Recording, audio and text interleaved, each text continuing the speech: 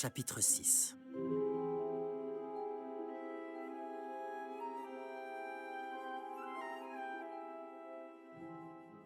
Le jour tomba doucement sur Coruscant.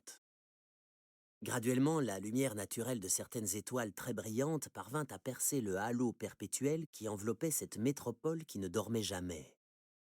Cette ville majestueuse et démesurée prit alors un tout autre aspect.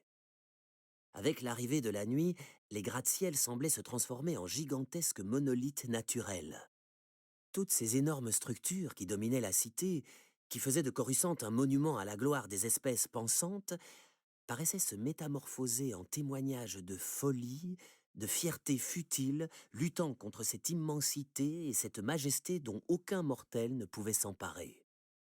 Même le vent, dans les parties les plus élevées des structures, prenait un ton différent, plus sinistre, plus triste, annonçant, en manière de héros, ce qu'il adviendrait de façon inévitable de cette grande ville et de cette puissante civilisation.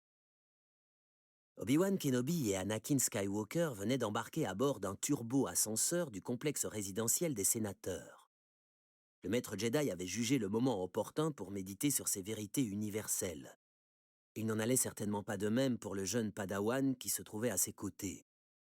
Anakin allait enfin revoir Padmé, cette femme qui s'était emparée de son cœur et de son âme alors qu'il n'avait que 9 ans, pour ne jamais les laisser s'évader. « Je te sens un peu à cran, Anakin », remarqua Obi-Wan pendant que l'ascenseur continuait de monter. « Non, non, pas du tout », répondit le jeune homme de façon guère convaincante. « Je ne t'ai pas vu aussi nerveux depuis la fois où nous sommes tombés sur ce nid de Gundark. »« C'est vous qui vous étiez fourré dans ce pétrin, maître. Je me suis contenté de venir vous sauver, vous vous rappelez ?» Le petit stratagème mis au point par Obi-Wan pour détendre l'atmosphère sembla fonctionner, car les deux hommes éclatèrent d'un rire bien mérité. Pourtant, quelques instants plus tard, Anakin semblait toujours aussi tendu. « Tu transpires, » nota Obi-Wan. « Inspire à fond, détends-toi. Ça fait 10 ans que je ne l'ai pas vu. »« Anakin, détends-toi, » réitéra Obi-Wan. « Elle n'est plus reine. » La porte de l'ascenseur coulissa et Obi-Wan sortit dans le couloir. « Ce n'est pas pour ça que j'ai le trac, » marmonna Anakin derrière lui dans un souffle. Les deux hommes s'avancèrent dans le corridor, la porte qui leur faisait face coulissa à son tour et un Gungan fort bien habillé, portant une tunique finement tissée de noir et de rouge, vint à leur rencontre. Tous trois se regardèrent pendant quelques instants, et puis, perdant tout sens de la réserve et de la bienséance, le diplomate Gungan se mit à bondir en tous sens comme un petit enfant. « Obi, Obi, Obi » cria Jar Jar Binks battant des oreilles et de la langue. « Missa, si content de voir ici. Waouh » Obi-Wan sourit poliment, mais le rapide regard qu'il adressa à Anakin témoignait d'un certain embarras. Il leva les mains devant lui, essayant de calmer le turbulent bonhomme qui s'agitait devant eux. « Heureux de te revoir, Jar Jar. » Ce dernier fit encore quelques bonds, puis, soudainement, se calma au prix d'un grand effort. « Et celui-ci, Missa devine, c'est ton apprenti, ça ?» reprit le Gungan, qui semblait avoir retrouvé le contrôle de ses gestes. Pendant quelques instants seulement, car, ayant bien observé le jeune Padawan, il perdit à nouveau tout sens de la mesure. « Non » cria-t-il en frappant dans ses mains. « Anakin, non ! Le petit mini Anakin !» Jar Jar empoigna le Padawan à bout de bras et l'étudia des pieds à la tête. « Non ! T'y s'agrandit. Hihihi ! Anakin, m'y ça pas croire mes yeux !» Ce fut au tour d'Anakin d'afficher un sourire poli et embarrassé.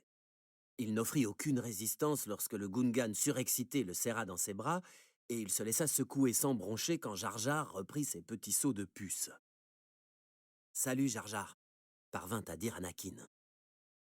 Le Gungan reprit sa petite danse, sautillant et poussant des petits gloussements, proférant toute une série de « yi-yi ». La sérénade aurait continué pendant des heures si Obi-Wan n'avait pas attrapé gentiment mais fermement le bras du Gungan. « Nous sommes venus nous entretenir avec la sénatrice Amidala.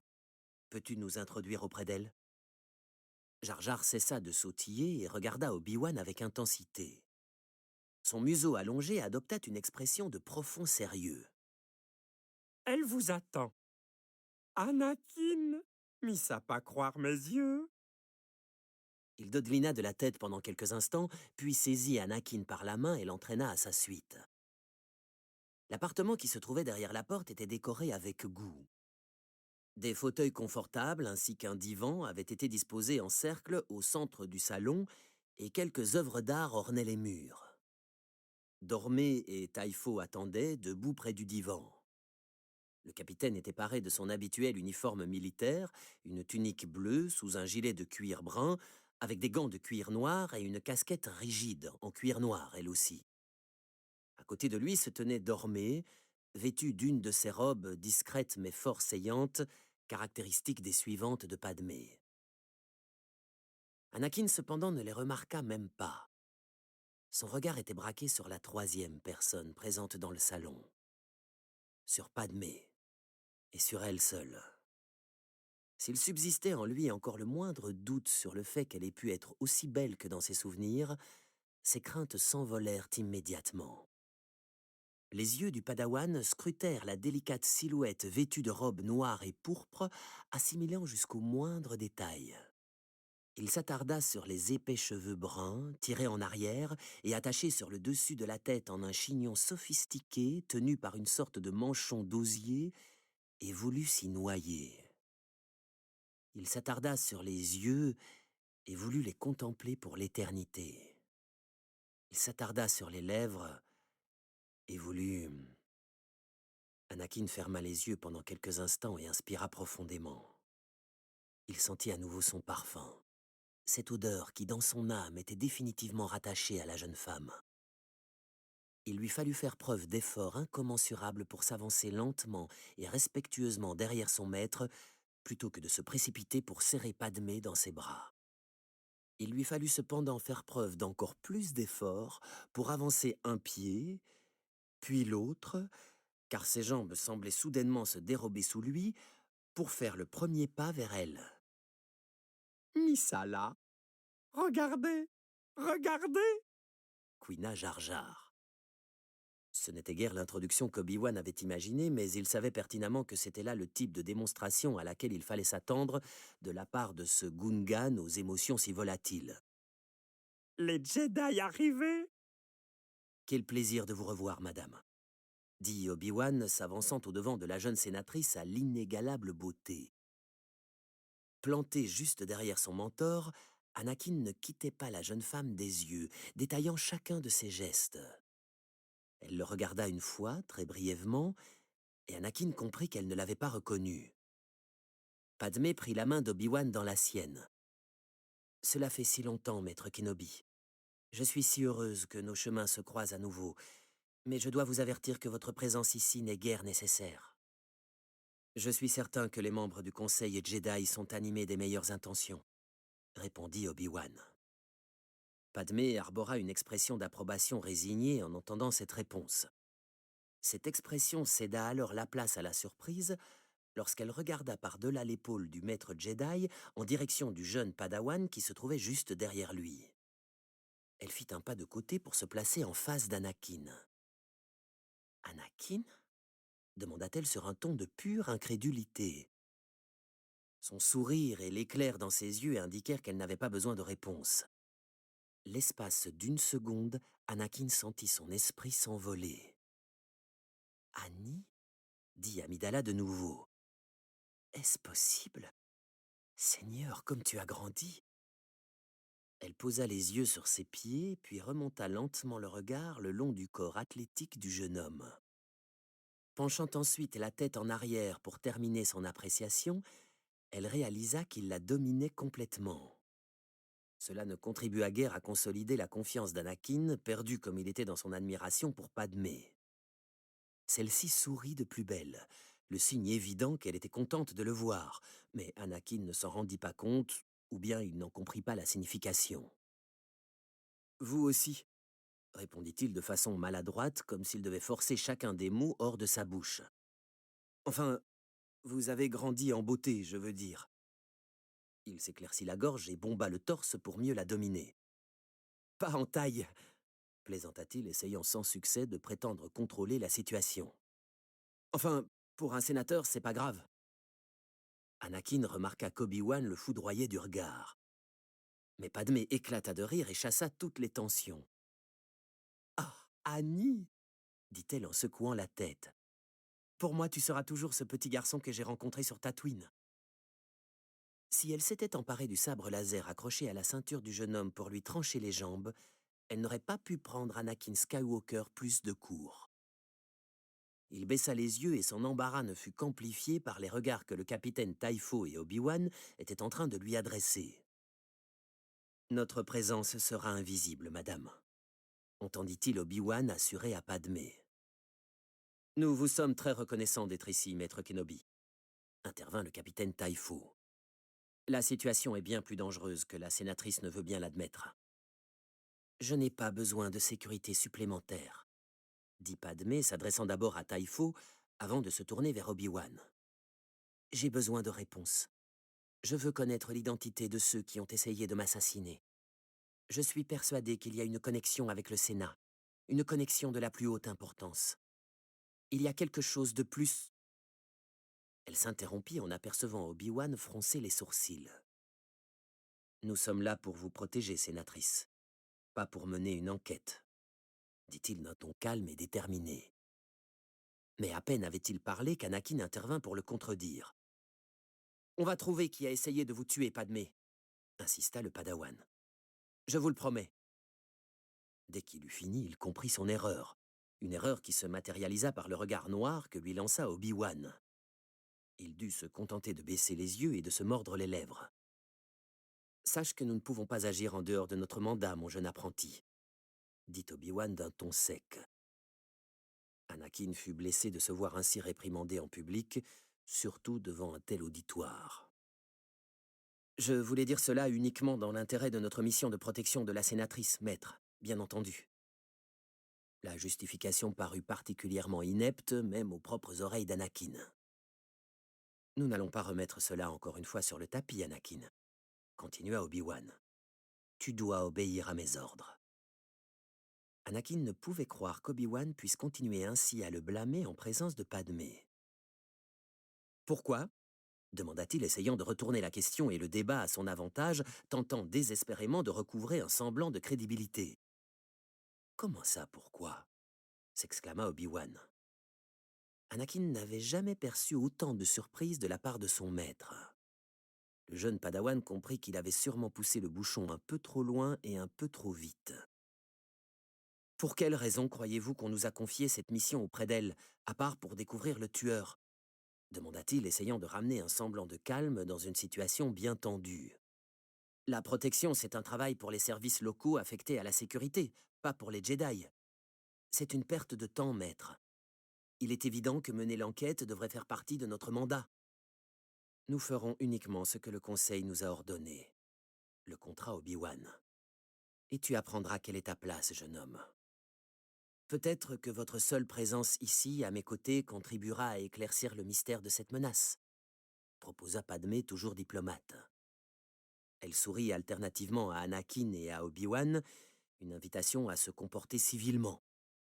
Lorsque tous deux se calmèrent, lorsque leurs épaules se détendirent, elle ajouta « Maintenant, si vous voulez bien m'excuser, je vais me retirer. » Tous s'inclinèrent respectueusement quand Dormé et Padmé quittèrent la pièce. Obi-Wan foudroya Anakin du regard, visiblement peu satisfait du comportement de son Padawan. « En tout cas, moi, je suis drôlement content de vous savoir avec nous, » annonça le capitaine Typho en s'approchant des deux Jedi. « Je ne sais pas ce qui est en train de se tramer ici, mais je peux vous assurer que la sénatrice a besoin de toute la sécurité nécessaire. Vos amis du Conseil Jedi pensent que les mineurs d'épices sont impliqués dans cette histoire, mais j'ai un peu de mal à être d'accord avec eux. »« Que savez-vous de tout ceci ?» demanda Anakin. Obi-Wan lui adressa un regard d'avertissement. « Eh bien quoi? Nous serons mieux préparés à protéger la sénatrice si nous en savons un peu plus sur ce qui nous attend, non ?» Des paroles logiques et raisonnables que même Obi-Wan ne put réfuter. « Pas grand-chose, » admit Typho. « La sénatrice Amidala dirige l'opposition à la création d'une armée de la République. Elle est persuadée qu'on peut parvenir à traiter avec les séparatistes par la négociation plutôt que par la violence. Mais cette tentative d'assassinat, même si elle a échoué, ne fait que renforcer l'opinion de ses détracteurs au Sénat. Et puisque les séparatistes logiquement s'opposent à la création de cette armée, songea Obi-Wan à voix haute, cela signifie que nous n'avons pas la moindre idée de ce qui se cache derrière tout ça, admit Typho. À l'heure actuelle, tous les regards se tournent vers le comte Dooku et les séparatistes. Un pli soucieux barra le front d'Obi-Wan. Tout au moins vers tous ceux qui ont rallié le mouvement. Les séparatistes sont impliqués dans des attaques similaires qui se sont produites à travers toute la République. Ils sont violents. De là à s'en prendre directement à la sénatrice Amidala, cela dépasse notre entendement. Et nous ne sommes pas là pour tenter de répondre à cette question. Nous sommes venus assurer sa protection, dit Obi-Wan d'un ton qui signifiait qu'il en avait clairement terminé avec ce sujet. Typho s'inclina, ayant parfaitement compris que le débat était clos. Je vais poster un officier à chaque étage. Quant à moi, je me trouverai au centre de commandement au premier niveau. Le capitaine s'en alla. Obi-Wan se mit à explorer la pièce ainsi que les salles adjacentes pour se faire une meilleure idée des lieux. Anakin voulut en faire autant, mais il s'interrompit dans son élan en passant devant Jar Jar Binks. « Missa content de revoir ici, Annie. » Elle ne m'a même pas reconnu, dit Anakin, fixant la porte par laquelle Padmé s'était retirée. Il secoua la tête un peu découragé et se tourna vers le Gungan. Je pense à elle tous les jours depuis que je l'ai quittée, et elle ne m'a même pas reconnu. « Pourquoi Tissa dit ça ?» demanda Jar Jar. Tu l'as bien vue, non répondit Anakin. Issa super heureuse, lui assura le Gungan. Plus heureuse que Missa, vue ici depuis longtemps. Pas bonne période, Annie, pas bonne du tout. Anakin secoua à nouveau la tête et voulut réitérer sa détresse, mais il vit Obi-Wan s'approcher d'eux et préféra tenir sa langue, tout en sachant bien sûr que son maître n'avait rien manqué de la conversation. « Tu te concentres encore sur l'aspect négatif, » dit-il à Anakin. « Mesure bien tes pensées. Elle est ravie de nous avoir revus. Contente-toi de cela. Maintenant, occupons-nous un peu de la sécurité de cet endroit. Il y a fort à faire. »« Oui, maître, » dit Anakin en s'inclinant.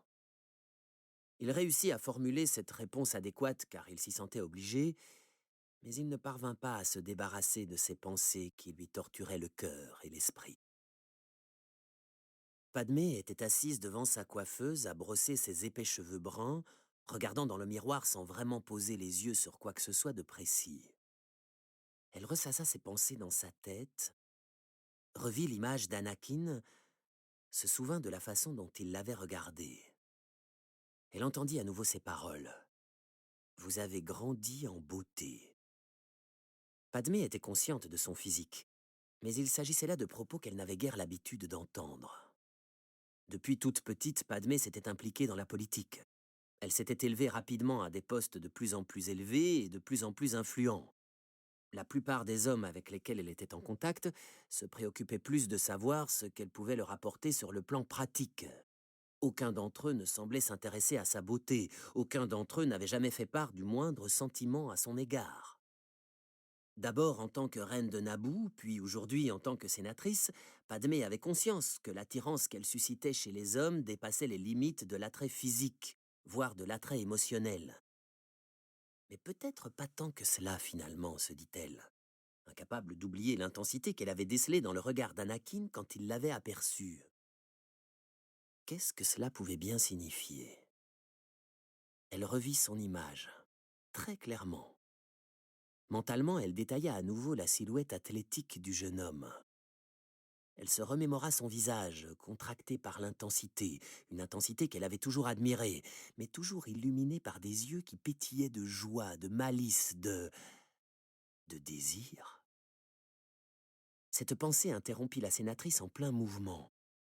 Elle laissa retomber ses mains le long de son corps et demeura assise face à son miroir, à se regarder, à juger sa propre apparence comme Anakin avait pu le faire.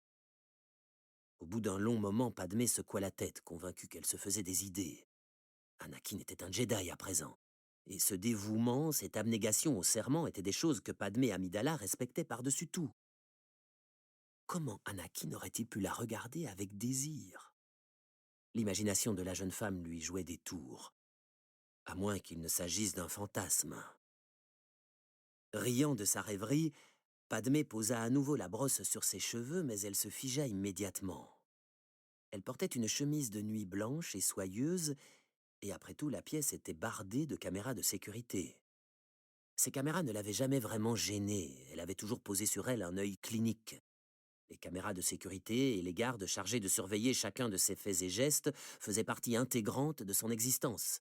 Elle avait appris à vivre au jour le jour, même dans les moments les plus intimes, sans avoir la moindre arrière-pensée à leur sujet. Mais elle venait de réaliser qu'un certain jeune Jedi pouvait très bien être en train de l'observer par l'une de ses caméras.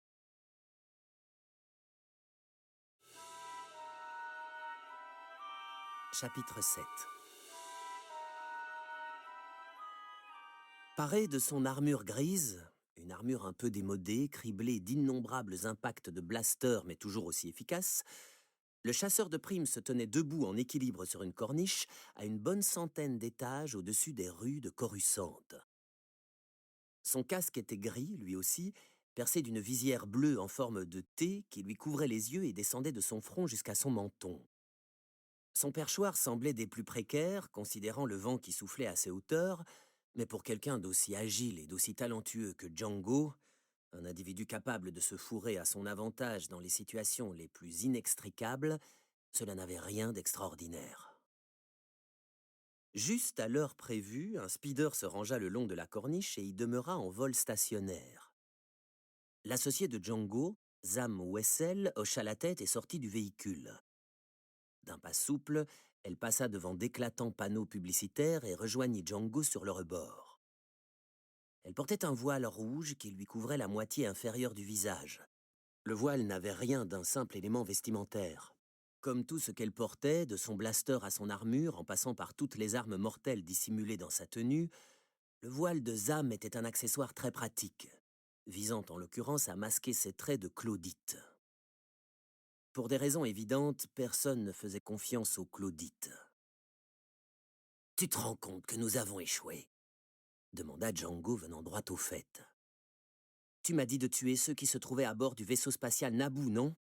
répondit Zam. « J'ai fait sauter le vaisseau, mais ils ont utilisé un leurre.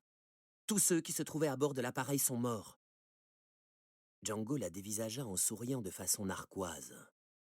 Il ne prit même pas la peine de discuter ses explications. « Il va falloir essayer quelque chose de plus subtil ce coup-ci. Mon client s'impatiente. On n'a plus le droit à l'erreur. » Finissant sa phrase, il tendit à Zam un tube creux et transparent d'environ 30 cm de long, contenant deux créatures de 30 cm également, ressemblant à des mille-pattes. « Des Coons », expliqua-t-il. « Très, très venimeux. » Zam Wessel s'empara du tube et examina les deux merveilleux petits assassins avec empressement. Ses pommettes se soulevèrent, attestant que sous le voile, sa bouche venait d'esquisser un sourire. Elle regarda à nouveau Django et hocha la tête. Considérant qu'elle avait compris ce qu'il attendait d'elle, Django opina à son tour du chef et tourna les talons pour regagner son propre véhicule qui attendait non loin de là. Il s'interrompit pour regarder la tueuse à gages. Plus d'erreur ce coup-ci, pigé. La Claudite acquiesça en tapotant le tube contenant les redoutables Kouhoun contre son front. « Et puis soigne un peu ton image, tu veux », lui ordonna Django avant de repartir vers son speeder. Zam Wessel pivota pour regagner son propre appareil et porta la main à son voile. Elle décrocha le carré de tissu et ses traits commencèrent à se métamorphoser. Sa bouche se mit à rétrécir, ses yeux noirs rentrèrent dans leurs orbites et les crêtes de son front s'adoucirent. À peine avait-elle rangé le voile dans sa poche qu'elle avait déjà adopté l'apparence d'une sculpturale et fort séduisante femme humaine aux traits sensuels et ténébreux. Même sa tenue semblait différente à présent, et les pans d'étoffe flottaient élégamment tout autour d'elle. Depuis son engin, Django approuva d'un signe de tête et enclencha la manette des gaz.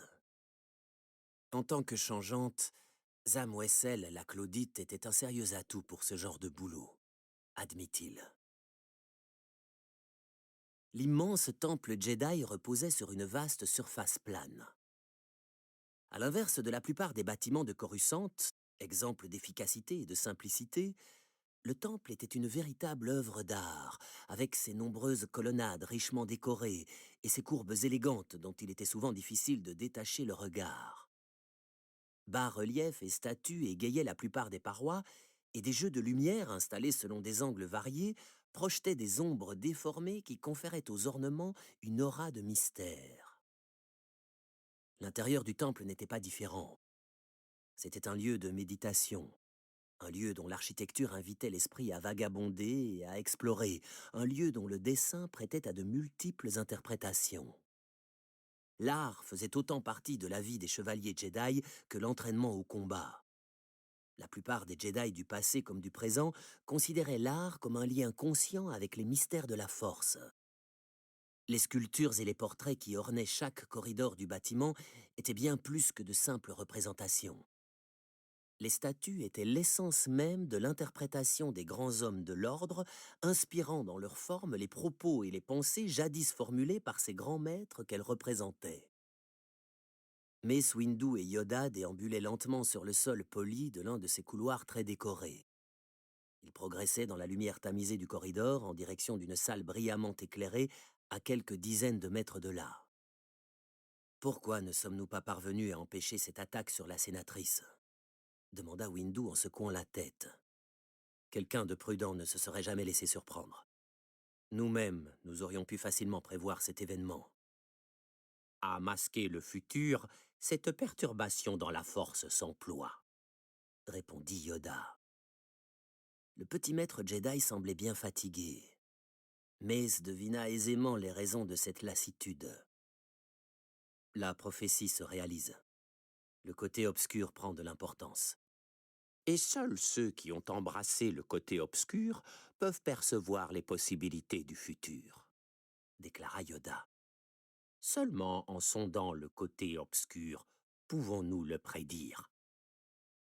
Mace passa un long moment à méditer cette remarque. Ce dont parlait Yoda n'était pas à prendre à la légère, loin de là. S'aventurer vers le côté obscur était des plus dangereux, funeste même, car le fait que Maître Yoda pense que cette perturbation que tous les Jedi avaient ressentie était ancrée dans le côté obscur avait quelque chose de prémonitoire. Voilà 10 ans que les Sith ne se sont pas montrés, déclara Mace, osant formuler ses pensées à voix haute. Les Jedi n'aimaient guère mentionner le nom des Sith, leurs plus redoutables ennemis. À de nombreuses reprises par le passé, les chevaliers avaient osé espérer que les Sith étaient définitivement éradiqués et la galaxie à jamais débarrassée de leur puanteur. Tous auraient aimé nier l'existence de ces mystérieux champions des ténèbres, mais c'était impossible. On ne pouvait plus douter, on ne pouvait pas nier que l'individu qui avait tué Qui-Gon Jinn 10 ans auparavant sur Naboo était bien un seigneur Sith. Pensez-vous que les Sith soient à l'origine de cette perturbation ? Osa demander Mace. Là, dehors, quelque part, ils sont bien, répondit Yoda d'un ton résigné. D'une certitude, il s'agit. Yoda, bien entendu, faisait référence à la prophétie qui annonçait l'avènement du côté obscur et la naissance d'un individu qui ramènerait l'équilibre à la force et à la galaxie. Cette personne, cet élu, était aujourd'hui connu et se trouvait parmi eux. Sa présence déclenchait déjà des remous et pas des moindres dans les couloirs sacrés du sanctuaire. Croyez-vous que l'apprenti d'Obi-Wan soit capable de rendre son équilibre à la force ? Demanda Mace. Yoda s'arrêta de marcher et se tourna lentement pour dévisager l'autre maître. Son expression passa par une gamme d'émotions qui rappela à Windu que personne ne savait réellement ce que rendre son équilibre à la force pouvait signifier. Seulement si son destin il choisit de suivre, répondit Yoda. Questions et réponses demeurèrent comme en suspens dans l'air entre deux. Ces croyances énoncées à voix haute témoignaient bien de l'incertitude ambiante. Yoda et Mace Windu comprenaient que certains Jedi auraient à choisir différentes voies pour tenter de trouver des éléments de réponse, et ces voies, plus émotionnelles que concrètes, ces choix cruciaux, pourraient pousser l'ensemble des chevaliers dans les derniers retranchements de leurs aptitudes et de leur sensibilité. Les deux maîtres reprirent leur marche. Seul le bruit rythmé de leurs pas résonnait dans le couloir. Dans leur tête, cependant, Mais ces Yoda entendirent se répéter l'écho sinistre de la funeste phrase formulée par le petit maître Jedi. Seulement en sondant le côté obscur, pouvons-nous prédire le futur.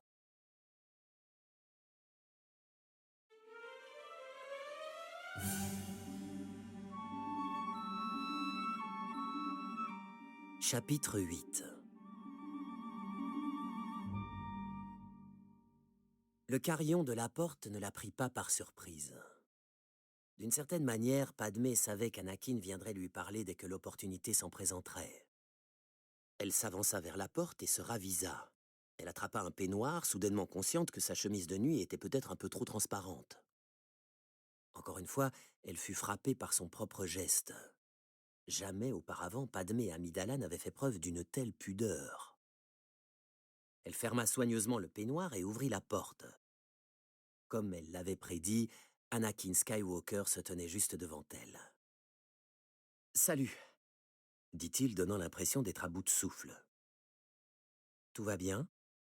Anakin hésita quelques instants avant de répondre. « Oh, oui !» parvint-il enfin à dire. « Oui, mon maître est en bas à vérifier les mesures de sécurité mises en place par le capitaine Typho. Tout semble calme. »« Tu as l'air déçu ?» Anakin laissa s'échapper un petit rire gêné. « Ça ne te plaît pas tout ça, hein ?» avança Padmé. « Il n'y a pas d'autre endroit dans cette galaxie où j'aimerais mieux être, » balbutia-t-il. Ce fut au tour de Padmé d'avoir l'air embarrassé. Mais le manque d'action, élabora Padmé. Anakin hocha la tête et reprit la parole. « Nous devrions être plus agressifs dans notre enquête pour retrouver les meurtriers, » insista-t-il. « Rester ici à attendre ne peut être qu'une invitation au désastre. Maître Kenobi n'a pas l'air de cet avis. Maître Kenobi applique les ordres à la lettre, » expliqua Anakin. Il ne se risquerait pas à entreprendre quoi que ce soit qui ne lui aurait pas été explicitement demandé par le Conseil Jedi. Padmé pencha légèrement la tête de côté et observa l'impétueux jeune homme plus attentivement. La discipline n'était-elle pas l'une des règles élémentaires de l'apprentissage du Jedi?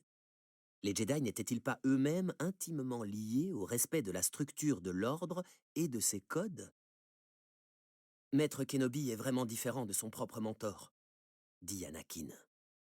Maître Qui-Gon comprenait qu'il était parfois nécessaire de se montrer indépendant et de prendre des initiatives. Sinon, il m'aurait abandonné à mon sort sur Tatooine. « Et tu te sens plus proche de Maître Qui-Gon » demanda Padmé. « J'accepte les tâches qu'on me confie, mais je réclame qu'on me laisse suffisamment de marge de manœuvre pour pouvoir les accomplir à mon idée. »« Tu réclames ?»« Enfin, en tout cas, je le demande, » répondit Anakin, souriant et haussant les épaules. « Et tu présumes quand même disposer de cette latitude quand tu n'obtiens pas la réponse désirée, pas vrai ?» dit Padmé avec un sourire entendu, sachant parfaitement que, dans son cœur, elle ne se moquait pas vraiment de lui. « Je fais de mon mieux pour régler tous les problèmes que l'on me pose, » répondit Anakin, obligé d'admettre ses limites. « Donc, rester ici avec moi à me servir de garde du corps, cela ne correspond pas vraiment à tes aspirations. Il y a certainement mieux à faire, des choses plus excitantes, » dit Anakin. Il y eut comme un début de sous-entendu dans sa voix, un ton qui intrigua tellement Padmé que la jeune femme vérifia que son peignoir était bien fermé. « Si nous attrapons l'assassin, nous pourrons enfin découvrir l'origine de ces attentats, » expliqua rapidement le Padawan pour ramener la conversation sur un plan plus professionnel. « Vous seriez plus en sécurité et notre travail en serait facilité. » L'esprit de Padmé s'embrouilla quelque peu à tenter de tirer au clair les pensées et les motivations d'Anakin. Chacune de ces paroles la surprenait un peu plus, considérant qu'il n'était encore qu'un Padawan Jedi, mais, paradoxalement, ce feu qu'elle voyait brûler au fond des grands yeux bleus du jeune homme n'avait, lui, rien de si surprenant. Dans ce regard si passionné et crépitant, elle vit un grand trouble sur le point d'éclater, mais, plus que tout encore, elle découvrit de l'excitation, une anticipation à éprouver des sensations. Peut-être seulement le désir de découvrir l'identité de ceux qui essayaient de la tuer. Obi-Wan Kenobi sortit du turbo-ascenseur avec circonspection, jetant un regard prudent à droite puis à gauche. Il remarqua les 2 gardes à leur poste, en alerte, prêts à tout, et leur adressa un hochement de tête d'approbation. Chaque corridor de l'énorme complexe résidentiel était ainsi sous surveillance. Dans cette zone en particulier, au-dessus, en dessous et tout autour des quartiers privés d'Amidala, la sécurité avait été renforcée. Le capitaine Taifo avait de nombreux soldats à sa disposition et il les avait judicieusement placés, créant ainsi le plus efficace des périmètres de défense qu'Obi-Wan ait jamais observé. Le maître Jedi, constatant cela, se sentit soulagé. Il savait que Taifo ferait l'impossible pour lui faciliter la tâche. Mais il ne parvenait pas à se détendre complètement. Taifo lui avait raconté, à grand renfort de détails, l'attaque qui avait eu lieu sur le croiseur Naboo.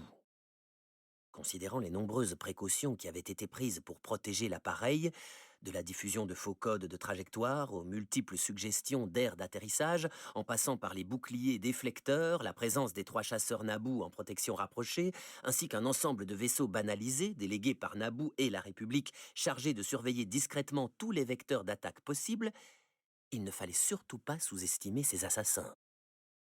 Ils étaient très doués et certainement appuyés par de puissantes relations, cela ne faisait aucun doute. De plus, ils étaient des plus têtus. Il faudrait une armée pour réussir à atteindre la sénatrice Amidala à travers les murs et couloirs de ce bâtiment. Il adressa un nouveau signe de tête aux 2 gardes et poursuivit sa ronde à l'étage. Satisfait, il retourna enfin au turbo-ascenseur. Padmé inspira profondément, ressassant dans sa tête l'image d'Anakin qui venait de quitter la pièce.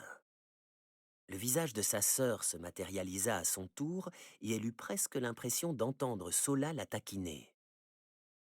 La jeune femme chassa de ses pensées l'image de Sola et surtout celle d'Anakin, puis fit signe à R2D2 qui attendait, imperturbable, le long du mur près de la porte. « Tu peux enclencher le verrouillage », lui ordonna-t-elle. R2D2 lui répondit par un petit gémissement craintif. « Vas-y, R2, tout va bien. Nous sommes en sécurité ici. » Le droïde lui adressa un autre petit sifflement inquiet, mais il s'exécuta. Il déploya l'un de ses bras articulés vers la console de sécurité installée dans le mur à côté de lui. Padmé regarda à nouveau vers la porte, repensant à Anakin, son protecteur Jedi. Si grand, si svelte. Elle revit ses yeux bleus étincelants aussi clairement que si le jeune homme s'était encore trouvé en face d'elle. Ses yeux si intenses qu'il observait avec plus d'attention encore que ne le ferait jamais même la plus sophistiquée des caméras de surveillance.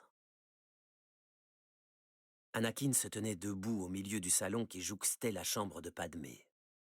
Il s'imprégna du silence ambiant, profitant de l'absence de toute perturbation sonore pour focaliser sa connexion mentale sur les ondes si subtiles de la force. Par la pensée, il perçut l'atmosphère tout autour de lui aussi distinctement que s'il avait utilisé ses 5 sens. Ses yeux étaient fermés, mais il pouvait sans problème discerner son environnement. Il pouvait percevoir le moindre changement qui se produisait dans la force. Les yeux d'Anakin s'ouvrirent subitement. Le jeune homme embrassa le salon d'un preste regard circulaire et il posa la main sur la crosse du sabre laser accroché à sa ceinture. Mais il s'interrompit en plein mouvement et se figea. La porte du salon coulissa et Maître Kenobi pénétra dans la pièce. Obi-Wan posa un regard interrogatif sur Anakin. « Le capitaine Taifo dispose de tout l'effectif nécessaire, là en bas, » dit-il. « Aucun assassin ne tentera de s'introduire ici par ce chemin. Et toi, du nouveau de ton côté ?»« C'est aussi calme qu'une tombe, » répondit Anakin. « Mais ça ne me plaît pas beaucoup de devoir attendre que quelque chose se produise. » Obi-Wan secoua brièvement la tête, un mouvement qui témoignait de sa résignation concernant son apprenti si prévisible. Il décrocha un scanner portatif de sa ceinture et en étudia l'écran. La raison de son expression, allant de la curiosité à la perplexité avant de tendre vers l'inquiétude, fut immédiatement comprise par Anakin. Le jeune homme savait que, sur son écran, Obi-Wan ne pouvait voir qu'une petite section de la chambre de Padmé, la zone de la porte, et R2D2 attendant près du mur, rien de plus. Une question se dessina sur le visage du maître Jedi avant même qu'il ne prononce le moindre mot. Padmé, enfin, la sénatrice Amidala a recouvert la caméra, expliqua le padawan. Je pense qu'elle n'aime pas beaucoup que je la surveille. Le visage d'Obi-Wan se figea et il émit un petit grondement. Mais enfin, qu'est-ce qui lui passe par la tête? Sa sécurité est primordiale. Elle est grandement compromise si elle a programmé R2 pour qu'il nous prévienne en cas d'intrusion, expliqua Anakin, essayant de calmer Obi-Wan avant que la préoccupation ne le cède à la panique. Mais ce n'est pas une éventuelle intrusion qui me fait peur, le contra Obi-Wan. Ni même un éventuel intrus. Il y a des tas de façons de tuer un sénateur. Je sais, mais nous voulons aussi attraper cet assassin, dit Anakin d'un ton déterminé, presque têtu. Pas vrai, maître? Attends, tu veux te servir d'elle comme d'un appât? Demanda Obi-Wan, écarquillant les yeux sous le coup de la surprise et de l'incrédulité. C'est son idée, protesta Anakin dont le ton sec attestait qu'il était d'accord avec ce plan. Ne vous inquiétez pas, maître, il ne lui arrivera rien. Je peux percevoir tout ce qui se passe dans sa chambre, faites-moi confiance. C'est trop risqué, gronda Obi-Wan. De plus, tes sens ne sont pas aussi aiguisés que cela, mon jeune apprenti. Anakin soupesa sa réplique et son ton avec précaution. Il ne fallait pas qu'il ait l'air sur la défensive, mais plutôt qu'il donne l'impression d'être sur le point d'émettre une suggestion. Mais les vôtres le sont suffisamment, n'est-ce pas? Obi-Wan ne parvint pas à dissimuler une certaine appréhension. C'est possible, admit-il finalement. Anakin sourit et hocha la tête. Il ferma à nouveau les yeux et se laissa porter par les ondes de la force. Il les suivit jusqu'à Padmé, qui dormait paisiblement. Il aurait tant souhaité se trouver à côté d'elle, à l'observer, à surveiller les calmes mouvements de sa respiration, à écouter son souffle mélodieux, à humer la fraîcheur de ses cheveux, à palper la délicatesse de sa peau, à l'embrasser et à goûter la douceur de ses lèvres. Mais il devait se contenter d'une chose, percevoir son énergie vitale dans la force. Et c'était déjà bien réconfortant. Padmé, de son côté, pensait également à Anakin, mais d'une façon toute différente. Il était là, à côté d'elle, dans son rêve. Elle vit le tumulte qui se produirait bientôt au sein du Sénat. Les cris, les poings brandis, les menaces, les objections à voix haute. Tout ceci l'éreintait. Anakin était là. Son rêve tourna au cauchemar. Un assassin invisible se mit à la pourchasser. Des traits de blaster fusèrent tout autour d'elle. Elle eut soudainement l'impression que ses pieds s'enfonçaient profondément comme dans de la boue. Mais Anakin passa en trombe devant elle, sabre laser au poing, faisant de grands moulinets parant tous les rayons mortels. Padmé s'agita dans son sommeil et poussa un grognement. Curieusement, l'identité de son sauveur la mettait aussi mal à l'aise que la présence de son assassin. Elle ne se réveilla pas totalement. Elle s'ébroua, releva un peu la tête, ouvrit brièvement les yeux avant d'enfouir à nouveau son visage dans l'oreiller. Elle ne remarqua pas le petit droïde qui flottait derrière les volets à l'extérieur de sa fenêtre. Elle ne remarqua pas les délicats bras articulés qui se déployèrent tout autour du cadre de la baie, pas plus que les étincelles produites par le droïde pour neutraliser les systèmes de sécurité. Elle ne vit pas non plus le plus grand bras se mettre au travail pour découper un trou dans la vitre. Elle n'entendit pas le claquement étouffé du carreau se détachant de son support.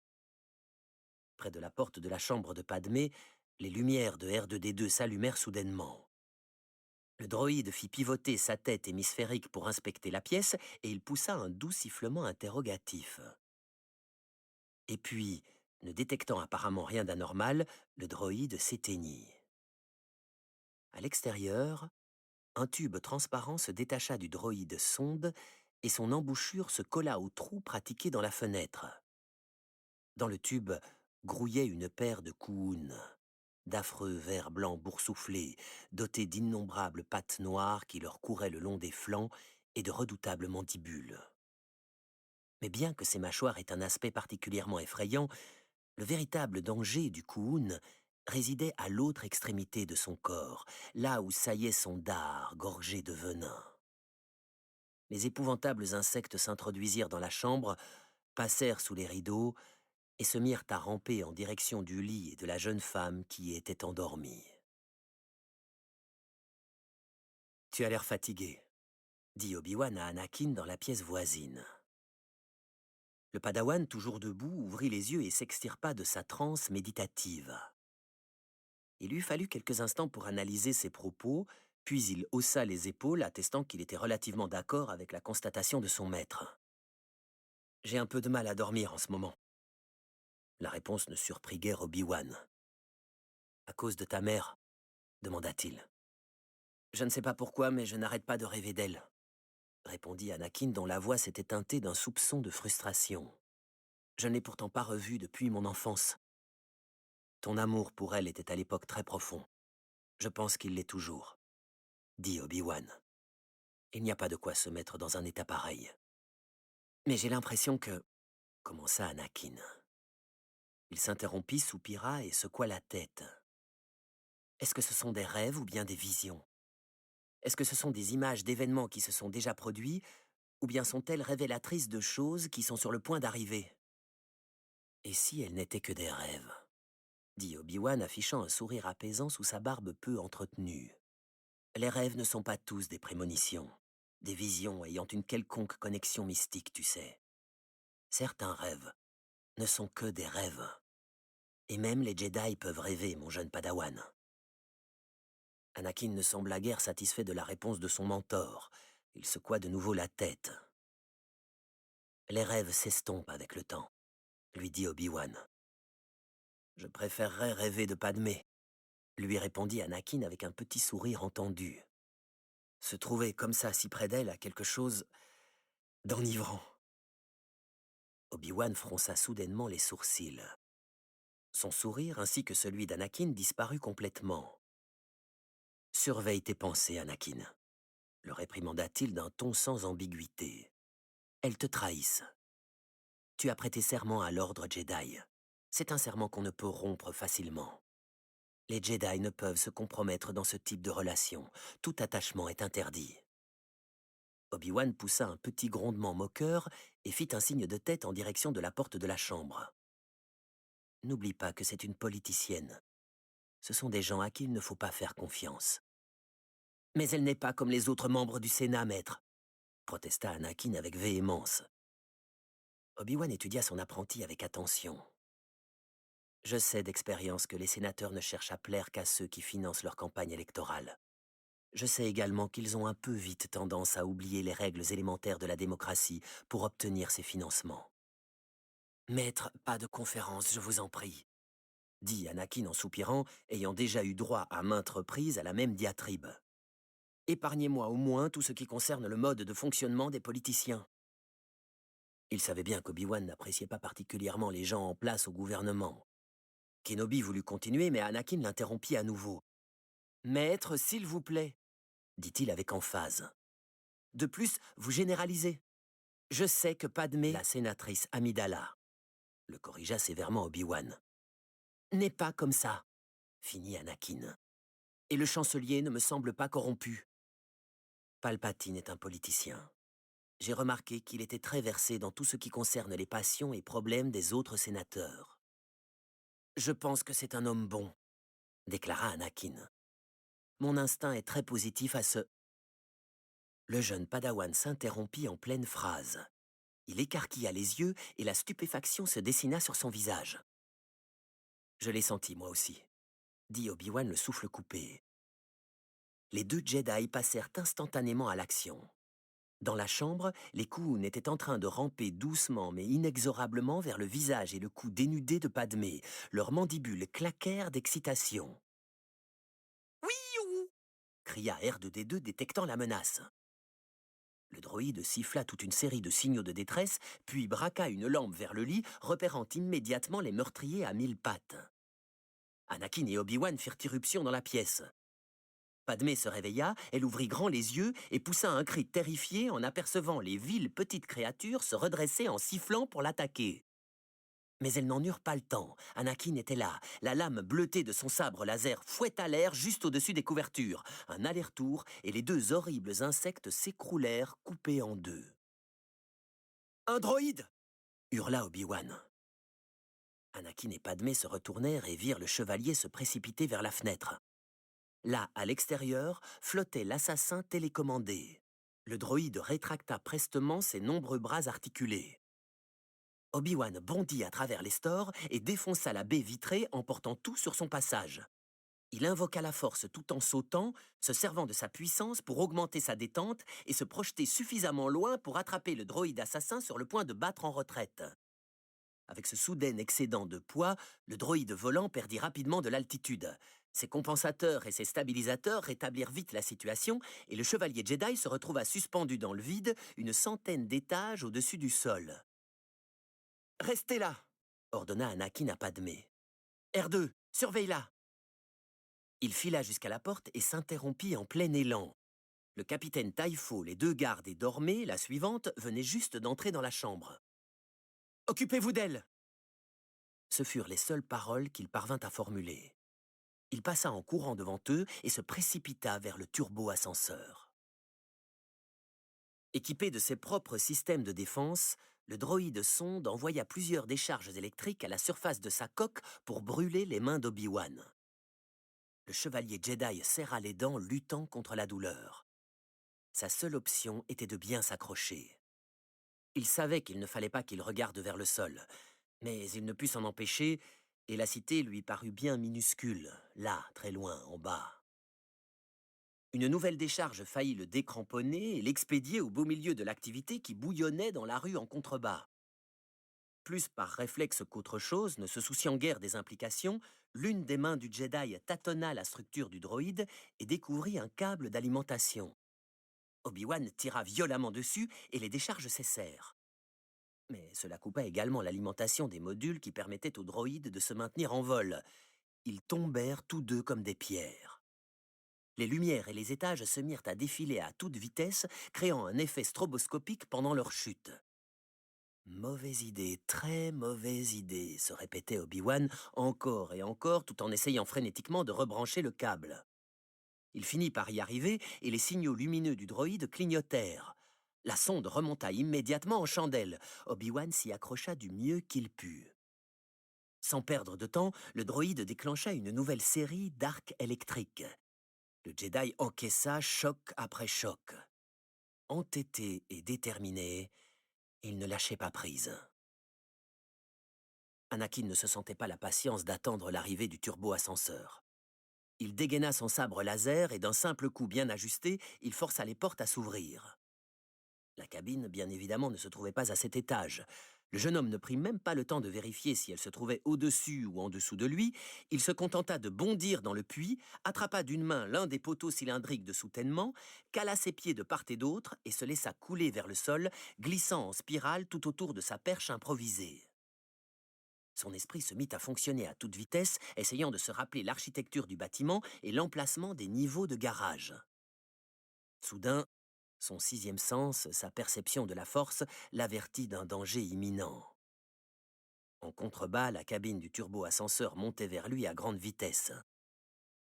Il serra le poteau de plus belle et dirigea la paume de sa main libre vers le bas. Il projeta une formidable onde de force, non pas pour stopper la cabine, mais pour se propulser lui-même vers le haut du puits. Cette initiative lui permit de conserver un peu d'avance. Profitant de la vitesse accumulée, il lâcha le poteau et atterrit à plat ventre sur le toit de l'ascenseur. Il activa de nouveau son sabre laser et le plongea dans les charnières de la trappe technique. Ignorant les cris des passagers de l'ascenseur, Anakin fit sauter le panneau. Il éteignit son sabre laser, posa les mains de part et d'autre de l'ouverture et se laissa tomber à l'intérieur de la cabine, exécutant un saut périlleux pour se rétablir. « Le niveau des garages !»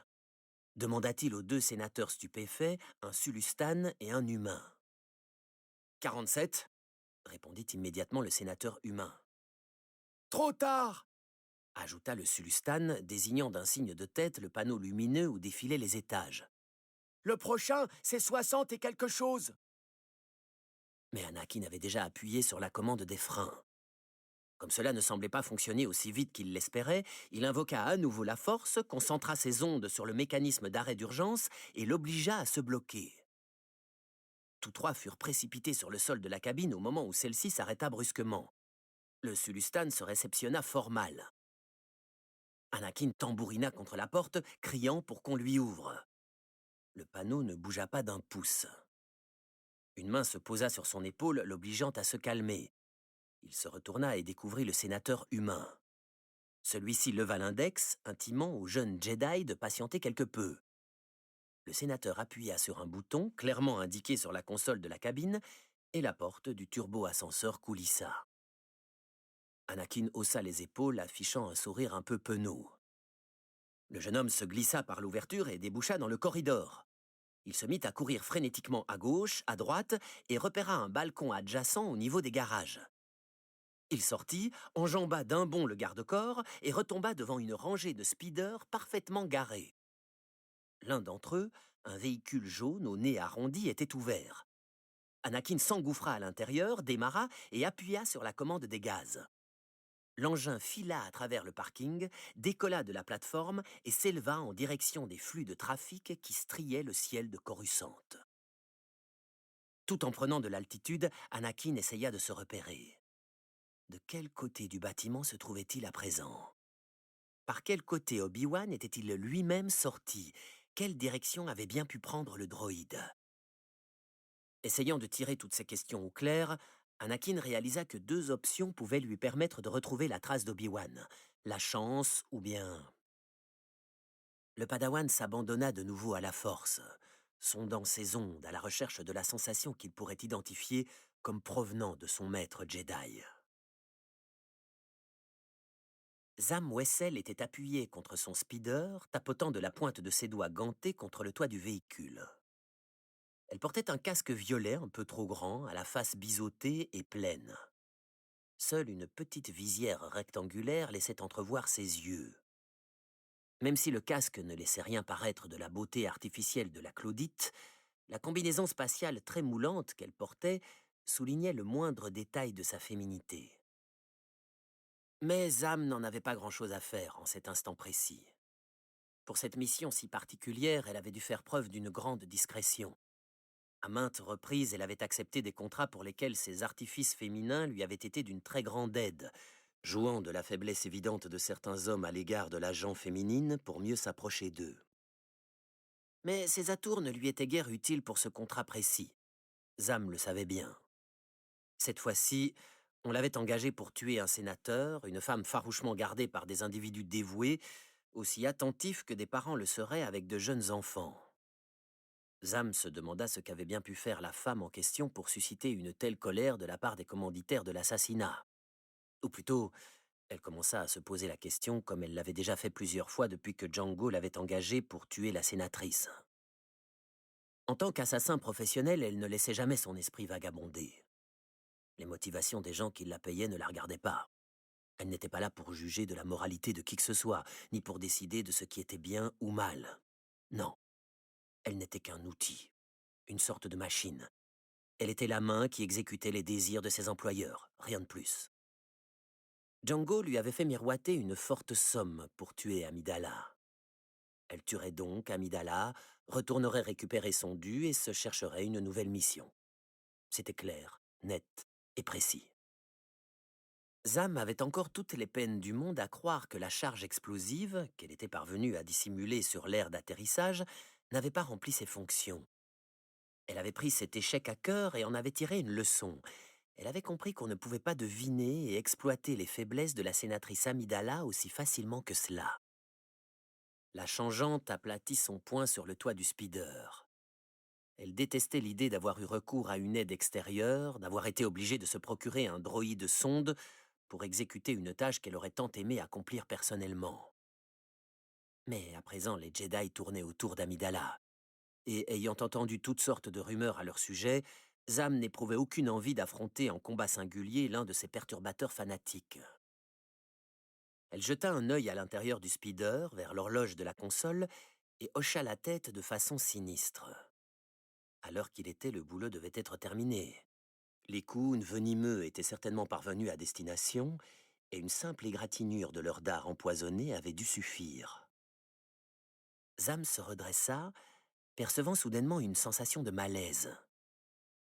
Elle entendit un cri, de peur ou de surprise. Elle regarda tout autour d'elle et écarquilla les yeux par la petite visière rectangulaire de son casque. Stupéfaite, elle vit le droïde sonde, son acolyte télécommandé, zigzaguer entre les immenses bâtiments de Coruscant avec un homme, habillé comme un Jedi, accroché à sa coque. Zam sentit ses craintes s'apaiser et elle laissa échapper un sourire en regardant le droïde employer les grands moyens pour se défendre. Celui-ci était vraiment bien programmé.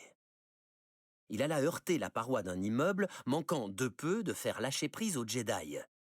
Constatant que cela n'avait eu aucun effet, la sonde pleine de ressources fusa vers les voies de circulation, se glissa juste derrière un speeder et se posta à la sortie des réacteurs de l'engin. Le Jedi poussa un cri et parvint in extremis à éviter l'infernal échappement. Le droïde fit donc un bond de côté, décidant d'adopter une nouvelle tactique. La sonde plongea pour voler en rase-motte au-dessus du toit d'un des bâtiments. Zam, observant le spectacle, n'en croyait pas ses yeux. Elle fut réellement impressionnée par le Jedi.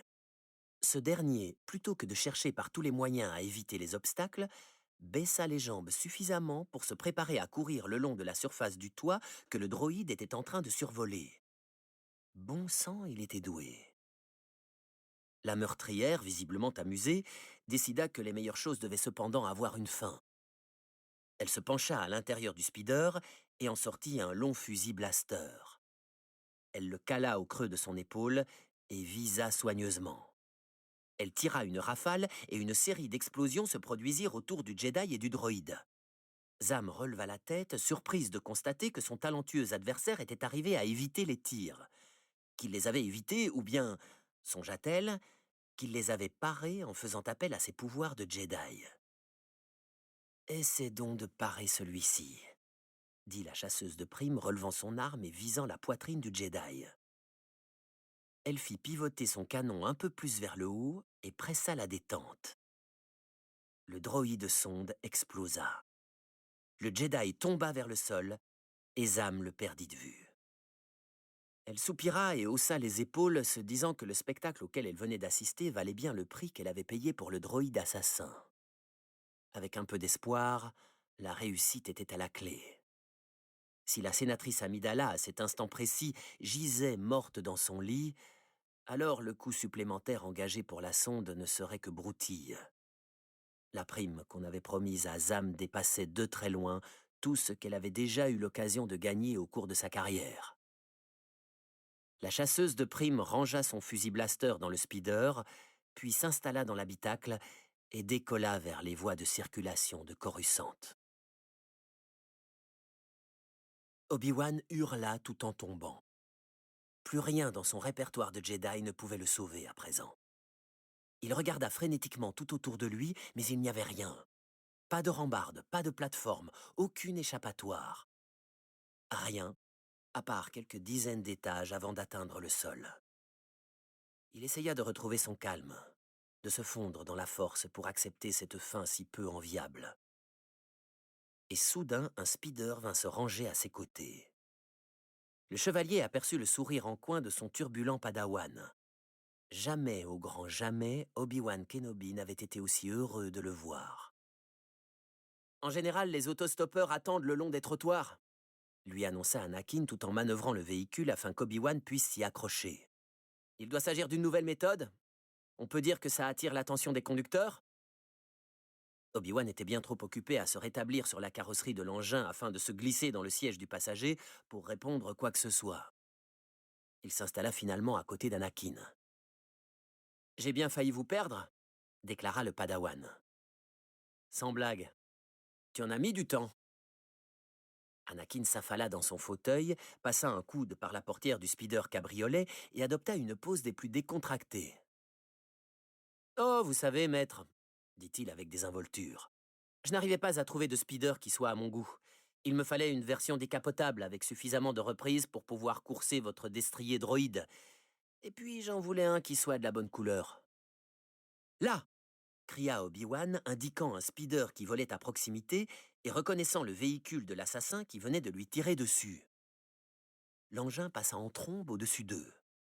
Anakin braqua à fond, enclencha les gaz et vira pour se lancer à sa poursuite.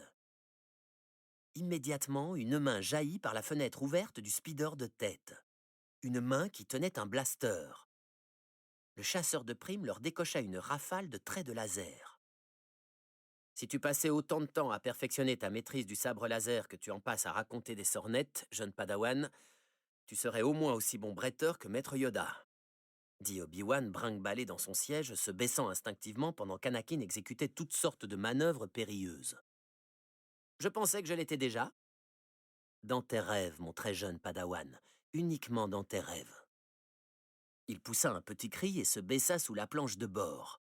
Anakin zigzaguait au milieu du trafic, évitant de justesse chaque véhicule qu'il croisait. « Attention, hé, doucement! Tu sais bien que je déteste que tu fasses cela. »« Ah, oui, pardon, maître. J'avais oublié que vous aviez horreur de voler. » dit Anakin, dont la voix monta d'un cran quand il fut obligé de faire piquer son speeder afin d'éviter un autre rayon de blaster tiré par le chasseur de primes obstiné. « Ce n'est pas que j'ai horreur de voler, » insista Obi-Wan. « C'est que je trouve que ta manière de piloter relève du suicide. » Ces mots s'étranglèrent dans sa gorge et son estomac se révulsa. Anakin fit un brusque virage à droite, puis plongea soudainement. Il accéléra à fond, braqua vers la gauche et releva le nez de son engin. Le speeder traversa à nouveau en trombe les voies de circulation avant de se retrouver juste derrière le véhicule du chasseur de primes. Ce dernier s'empressa de leur décocher une nouvelle rafale de laser, puis il vira soudainement sur l'aile. Les deux Jedi écarquillèrent les yeux et laissèrent échapper un cri de surprise. Un train de banlieue venait de faire irruption par la droite et leur coupait la route. Obi-Wan sentit la bile lui remonter à nouveau dans la bouche. Aussi incroyable que cela puisse paraître, Anakin réussit à éviter le convoi et leur véhicule se retrouva de l'autre côté du train. Kenobi se tourna vers son padawan. Anakin était tranquillement assis au volant, arborant une posture attestant qu'il contrôlait parfaitement la situation. « Maître, vous devriez vous rappeler que je savais piloter bien avant de savoir marcher, » dit Anakin avec un petit sourire en coin. « Je suis vraiment doué pour ce genre de choses. »« Oui, eh bien, ralentis, » lui ordonna Obi-Wan d'une voix qui laissait entendre que le maître Jedi était sur le point de rendre son dîner. Anakin ignora la remarque, accéléra pour gagner du terrain sur le glisseur de l'assassin et s'engagea dans la voie réservée aux massifs camions volants. Ils virèrent à gauche, à droite, coupant la route au convoi, se glissant au-dessus du trafic, en dessous, rasant les immeubles, sans jamais perdre de vue le speeder de l'assassin. Anakin amorça une montée en chandelle et frôla la paroi d'un bâtiment. « Il ne peut pas me semer !» exulta le padawan. « Ses actions sont de plus en plus désespérées. »« Génial !» répondit sèchement Obi-Wan. « Oh non, attends !» ajouta-t-il prestement lorsqu'il vit le speeder qu'il poursuivait s'engouffrer dans un tunnel réservé au transport en commun. « Non, pas par là !»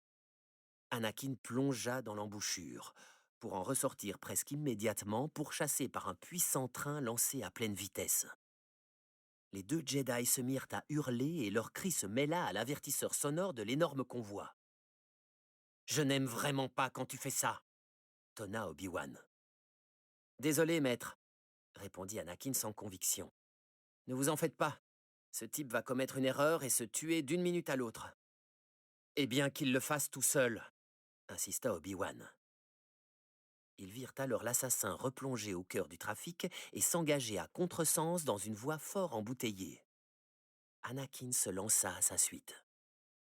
Les deux speeders zigzaguèrent sauvagement, frénétiquement, et des tirs de blaster fusèrent à intervalles réguliers du véhicule de tête. Soudain, l'assassin changea de tactique.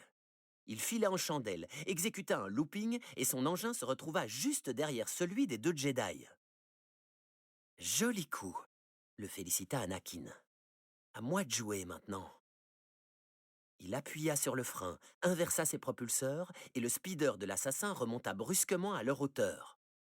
Par l'ouverture, le chasseur de primes s'apprêtait à tirer sur Obi-Wan à bout portant. « Mais qu'est-ce que tu fais ?» demanda Obi-Wan. « Il va me tirer dessus !» « Effectivement, » acquiesça Anakin, essayant désespérément de semer leur agresseur. Ma technique n'a pas fonctionné. Ravi que tu l'aies remarqué, éructa Obi-Wan. Il rentra la tête dans ses épaules et s'accrocha au bras du fauteuil. Leur speeder exécuta un piqué soudain. Anakin manœuvra pour placer leur engin sous celui de l'assassin. De là, il ne peut plus nous tirer dessus, annonça le Padawan se congratulant lui-même. Son sourire s'évanouit presque aussitôt. En l'espace d'une fraction de seconde, le reposant avait analysé la tactique en question. L'assassin jaillit hors de la voie de circulation et mit le cap droit sur un immeuble, calculant son angle pour frôler le rebord du toit. Obi-Wan voulut crier le nom de son padawan, mais le seul son qui sortit de sa bouche fut quelque chose comme « Ananana ». Anakin contrôlait cependant bien la situation. Il releva légèrement le nez de son appareil et le speeder passa de justesse au ras de la terrasse. Mais un nouvel obstacle se matérialisa presque immédiatement devant eux. Un imposant vaisseau spatial était en train d'aborder le toit à vitesse réduite et à faible altitude. « Il va se poser !» cria Obi-Wan. Comme Anakin ne répondait pas, il s'empressa d'ajouter « Sur nous! Il va se poser sur nous !» Là encore, le dernier mot résonna comme « Nous !» car Anakin venait de tirer sur les commandes pour changer de cap in extremis. Il exécuta un virage serré, heurta un pylône, arrachant le drapeau qui y était accroché. « Enlevez-moi ça !» dit le padawan d'un ton imperturbable, hochant le menton en direction du drapeau qui s'était coincé dans l'une des prises d'air avant du speeder. « Enlevez quoi ?»« Le drapeau. Nous perdons de la puissance. Vite !» Grommelant à chacun de ses gestes, Obi-Wan rampa hors du cockpit et s'avança péniblement le long du capot. Il se baissa par-dessus la calandre et libéra le drapeau. Le speeder, retrouvant toute sa puissance, fit un bond en avant, manquant de désarçonner le chevalier. « Arrête !» hurla Obi-Wan. « Je déteste quand tu fais ça !»« Vraiment désolé, maître. Il se dirige vers les raffineries, » dit Obi-Wan. « Vas-y, mollo. C'est dangereux par là, avec tous ces coupleurs énergétiques. » Anakin passa en trombe devant l'une des plaques à haute tension et un très violent arc électrique claqua dans l'air juste à côté d'eux. « Ralentis !» ordonna Obi-Wan. « Ralentis, ne passe pas par là !» Mais Anakin passa effectivement par là, virant à gauche, puis à droite, puis encore à gauche. « Mais qu'est-ce que tu fabriques ?»« Pardon, maître. » De nouvelles décharges fusèrent tout autour d'eux. Le speeder tourna à droite, à gauche, encore à droite, releva le nez, fila en chandelle, plongea, exécuta un large virage et, aussi incroyable que cela paraisse, émergea de l'autre côté de la zone dangereuse. « Pas mal, » acquiesça Obi-Wan. « Pas mal du tout. »« C'était de la folie !» le corrigea Anakin. Le mentor adressa un coup d'œil à son padawan et découvrit la saillante couleur verte qui lui teintait le visage. Il se prit la tête entre les mains et poussa un gémissement. « C'est bon, je le tiens !» annonça Anakin. L'assassin venait de manœuvrer son speeder pour s'engouffrer dans une allée s'ouvrant entre deux immeubles. Le padawan le suivit et découvrit le véhicule qu'il pourchassait, arrêté en vol stationnaire, bloquant le passage au beau milieu de l'allée. L'assassin se pencha par la portière et ajusta la visée de son fusil blaster. « Ah, zut !» remarqua le padawan. « Stop !» lui dit Obi-Wan. Tous deux se baissèrent prestement pour éviter la rafale de laser. « Non, on peut encore y arriver !» insista Anakin tout en appuyant sur l'accélérateur. Le speeder plongea sous celui de l'assassin, le frôlant, remonta de l'autre côté et se glissa dans une étroite ouverture entre deux bâtiments. Mais des canalisations leur barrèrent la route. Même le plus doué des pilotes n'aurait pu franchir un tel obstacle. Le véhicule rebondit de droite à gauche, puis se lança dans une série de tonneaux sur le nez, passa au ras d'une grue géante et défonça des piliers. Les dégâts déclenchèrent une explosion et une infernale boule de gaz manqua de peu de les immoler. Le véhicule, échappant à tout contrôle, tourbillonna de plus belle, heurta les flancs d'un autre bâtiment et cala brutalement. Anakin frissonna, s'attendant à prendre de plein fouet une volée de remontrances. Il se décida finalement à regarder Obi-Wan et vit le maître Jedi, les yeux écarquillés, regardant droit devant lui sans ciller, répétant C'est de la folie, c'est de la folie, c'est de la folie. Peut-être, mais ça a marché, osa Anakin. On s'en est tiré. Non, on ne s'en est pas tiré, lui cria Obi-Wan. Nous sommes en rade, et tu as failli nous tuer. Anakin baissa les yeux, inspecta ses mains, son corps et agita les doigts. Mais nous sommes toujours vivants, dit-il en souriant, tentant de désamorcer la furie croissante de son maître. Obi-Wan semblait sur le point d'exploser. « C'était stupide !» grogna-t-il en se contenant à grand-peine. Anakin se mit très vite au travail pour essayer de redémarrer le speeder. « J'aurais pu y arriver !» protesta-t-il tout penaud. Une expression de confiance se dessina sur son visage lorsque le moteur du speeder gronda à nouveau. « Mais tu ne l'as pas fait, et maintenant nous l'avons perdu !» À peine avait-il terminé sa phrase qu'une pluie de rayons laser s'abattit sur eux, déclenchant des explosions qui ballottèrent leur véhicule d'avant en arrière. Les deux Jedi levèrent la tête et virent le speeder de l'assassin prendre la tangente. « On ne l'a pas perdu !» rayonna Anakin. Il enclencha les gaz et la poussée violente de leur engin les catapulta contre le dossier de leur siège. Ils émergèrent de la fumée et de la zone de dégâts. Des petites flammes jaillirent de la planche de bord et Obi-Wan s'empressa de taper dessus du plat de la main pour tenter de les éteindre. Ils regagnèrent les voies principales de circulation, toujours aux trousses de l'assassin, virevoltant et virant pour éviter le flot des véhicules. Droit devant eux, l'assassin braqua brusquement sur la gauche entre deux immeubles. Anakin réagit immédiatement. Il tira vers la droite et prit de l'altitude. « Tu peux m'expliquer ?» demanda Obi-Wan d'un ton perplexe. « Il est parti par là, de l'autre côté. C'est un raccourci. Enfin, je crois. » « Comment ça, tu crois? Quel genre de raccourci? Il est parti complètement dans l'autre direction. Tu l'as encore perdu. » « Maître, si cette poursuite continue ainsi, ce sale type va finir par se planter, » tenta d'expliquer Anakin.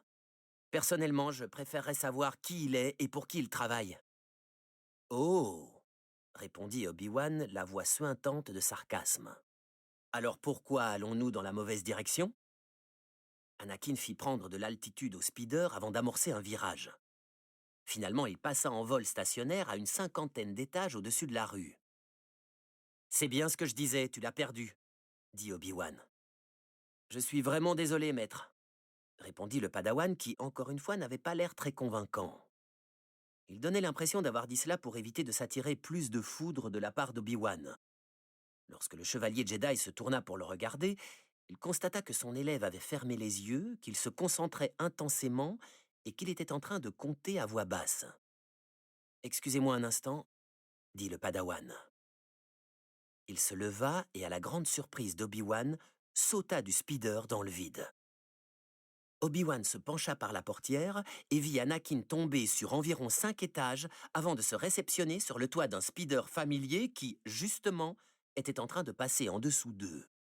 « Je déteste quand il fait ça, » marmonna Obi-Wan incrédule, tout en secouant la tête. Zam Wesell rasait les murs des immeubles, essayant de rester juste en bordure des voies principales de circulation. Elle ignorait si le droïde sonde avait rempli sa mission, mais elle se sentait toute ragaillardie d'être parvenue ainsi à duper 2 Jedi. Soudain, son véhicule tressaillit à la suite d'un choc. Tout d'abord, elle crut avoir été touchée par un rayon de blaster, mais inspectant le speeder pour repérer le moindre dégât, elle devina la véritable nature du projectile. Quelque chose, ou plutôt quelqu'un, avait atterri sur le toit de l'engin. Zam posa la main sur la commande des gaz et appuya brusquement de toutes ses forces. L'appareil fit un bond en avant. La puissance de l'accélération soudaine manqua de déloger Anakin. Il glissa jusqu'à la queue de l'engin et s'y accrocha du mieux qu'il put.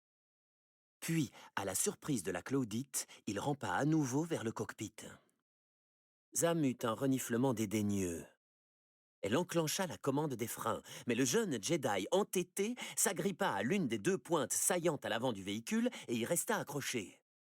Zam accéléra. Elle attrapa son blaster et décocha une série de rayons dans la direction du jeune homme. L'angle de visée était mauvais et aucun trait n'atteignit Anakin. Celui-ci se mit à ramper inexorablement vers le toit, visiblement peu troublé par les tentatives de Zam Wessel de se débarrasser de lui. La changeante en perdit sa concentration et elle recouvra brièvement seulement son apparence de Claudite. Le chasseur de primes poussa un juron, vira pour regagner le trafic, essayant de mettre un plan au point afin d'éliminer ce Jedi si enquiquinant.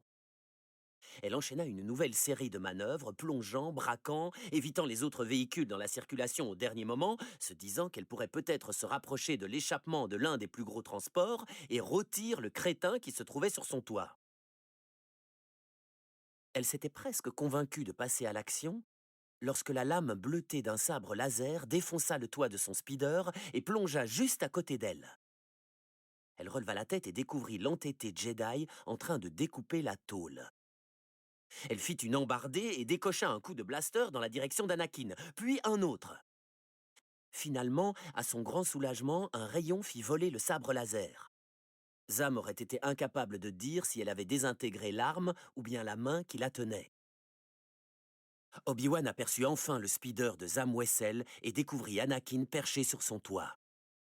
Le Padawan alluma son sabre laser pour le lâcher presque aussitôt et le laisser tomber. Obi-Wan secoua la tête. Il fit piquer son speeder du nez et se prépara à l'interception. La main d'Anakin plongea par le trou du toit, Zam leva son blaster dans sa direction, le jeune homme ne tenta pas de la saisir par le col, il se contenta d'ouvrir les doigts. Avant que Zam puisse tirer, une force invisible fit voler le blaster de ses mains. Le Jedi s'empara immédiatement de l'arme. « Non !» cria la chasseuse de primes, s'étranglant de stupéfaction. Elle bondit sur son siège, abandonna les commandes et tenta désespérément d'agripper le pistolet à deux mains. Les deux adversaires luttèrent farouchement pour l'arme. Le speeder commença à tanguer de droite à gauche. Dans la mêlée, le blaster tira. Aucun des deux opposants ne fut touché, mais le rayon perça un trou dans le plancher du véhicule, tranchant en même temps relais et câbles de commande. Le glisseur échappa à tout contrôle. Zam se rua sur son volant en une tentative désespérée et futile. Ils piquèrent et tourbillonnèrent d'un côté, de l'autre, en avant, en arrière. L'humain et la Claudite poussèrent un long hurlement, s'accrochant du mieux qu'ils pouvaient. L'appareil plongea en spirale vers la rue.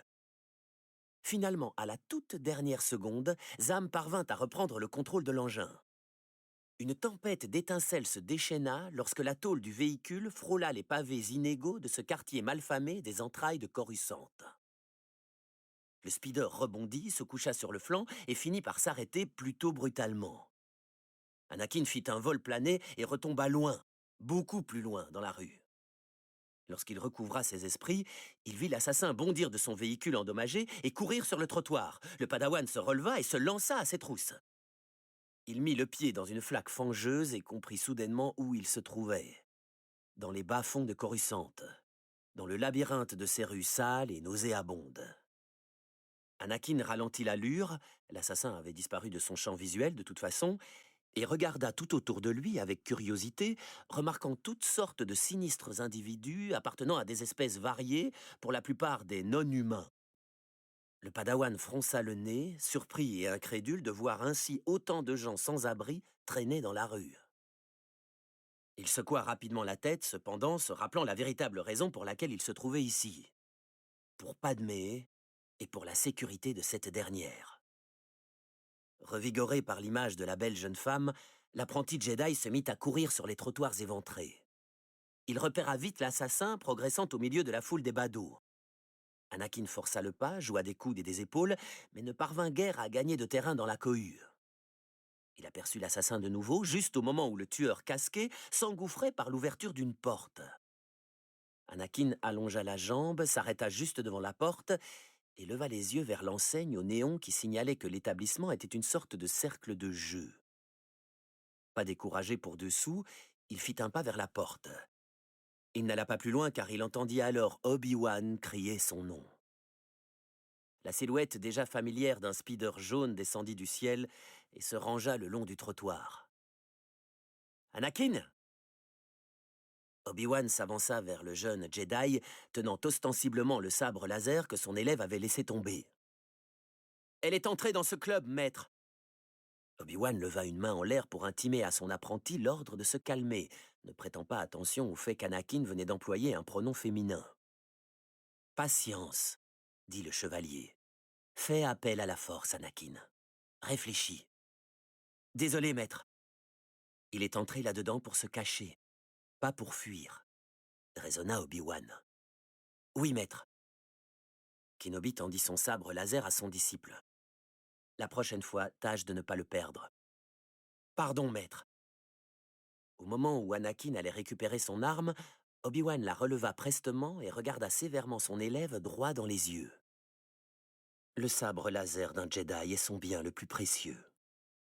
Oui, maître. Encore une fois, Anakin tenta de récupérer son arme et encore une fois, Obi-Wan la lui ôta des mains au dernier moment sans jamais quitter son élève des yeux.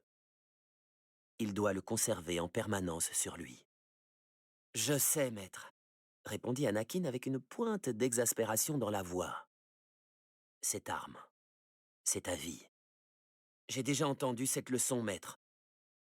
Obi-Wan baissa doucement le bras, adopta un regard moins dur et laissa Anakin récupérer son arme. Le jeune homme l'accrocha à sa ceinture. « Tu l'as entendu, mais tu n'as rien appris, » dit le maître Jedi en tournant les talons. « J'ai pourtant essayé. » Le chevalier détecta clairement de la sincérité dans le ton de son élève. Un peu de regret également. Obi-Wan se souvint alors des circonstances difficiles dans lesquelles Anakin avait rejoint l'ordre Jedi. À l'époque, il était presque trop vieux, puisqu'il avait déjà 9 ans. Maître Qui-Gon avait décidé de le prendre sous sa coupe, sans permission, sans le consentement du Conseil Jedi. Maître Yoda avait perçu le danger potentiel qui émanait du jeune Anakin Skywalker. Jamais il n'avait eu la possibilité de se retrouver face à quelqu'un d'aussi puissant, doté d'une si grande capacité à utiliser la Force. Mais l'ordre Jedi exigeait que l'entraînement d'un nouvel élève démarre dès son plus jeune âge. La Force était un outil puissant, non pas un simple outil. Et c'était bien là que résidait le problème. Un Jedi mal entraîné pouvait considérer la Force comme un outil, comme un moyen de parvenir à ses propres fins. Mais un véritable Jedi savait que la Force était une alliée qui avançait à ses côtés, partageant une même voie d'harmonie et de compréhension. Après la mort de Qui-Gon des mains du Seigneur Sith, le Conseil Jedi avait révisé sa décision concernant le jeune Anakin. Les membres avaient donné le feu vert à son entraînement et Obi-Wan avait tenu la promesse faite à Qui-Gon de prendre le jeune garçon sous sa tutelle. Le Conseil avait cependant longuement hésité, visiblement peu enchanté par cette idée.